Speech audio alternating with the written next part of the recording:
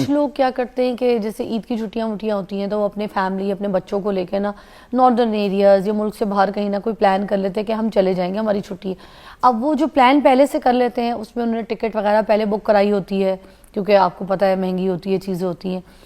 اب ان سب چیزوں میں ہوٹلنگ بک کرا لی ہوتی ہے، ٹریولنگ ہوتی ہے، آنا جانا، کھانا پینا، سفر، پیٹرول، سب کچھ اگر ناردرن ایریا جا رہے، اب یہ ساری چیزیں پلان چھٹیوں کے حساب سے کر لی ہوتی ہے۔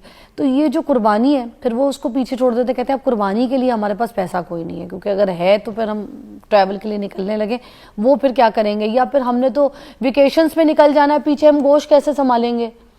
ٹھیک ہے، تو یہ والی بھی باتیں ہوتی ہیں کہ یار گرمی بہت ہے، بچوں کو کہیں ٹریول کرا کے لے آئیں، کچھ اویئرنیس ہو، کچھ گھمائیں پھرائیں، بچے بور ہوئے، پیپر ختم ہوئے ان کے بھی، اب ہم قربانی کریں گے تو گوشت کیسے سنبھالیں گے؟ ہمیں رکنا پڑے گا، لوگوں کو بانٹنا پڑے گا۔ یہ والی بھی چیزیں ذرا کلیئر کر دیں، کیونکہ ذہن ایسے اس میں یہ ہے کہ یہ دیکھیں قربانی ہے اللہ کا حکم ہے، اور یہ واجب ہے ایک چیز، وہ اس کو ادا کرنا ہے۔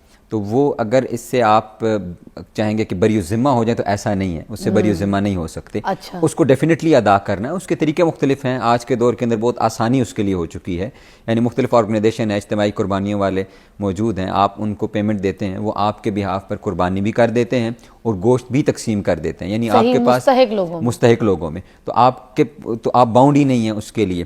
لیکن آپ یہ کہیں کہ آپ نے ویکیشنز وغیرہ بک کر دی ہیں، یعنی آپ کے پاس پیسے موجود تھے لیکن وہ آپ نے لگژریز پہ لگا دی ہیں، نیسیسٹیز پہ نہیں لگائے۔ یعنی ایک چیز ہے ضروریات، گھومنا پھرنا یہ ضروریات میں نہیں ہے، یہ آپ کی لگژریز میں آ جاتا ہے، آسائش میں آتا ہے۔ تو آپ نے ایک واجب کو آسائش کے چکر میں چھوڑا ہے تو یہ انسان گناہگار ہوتا ہے۔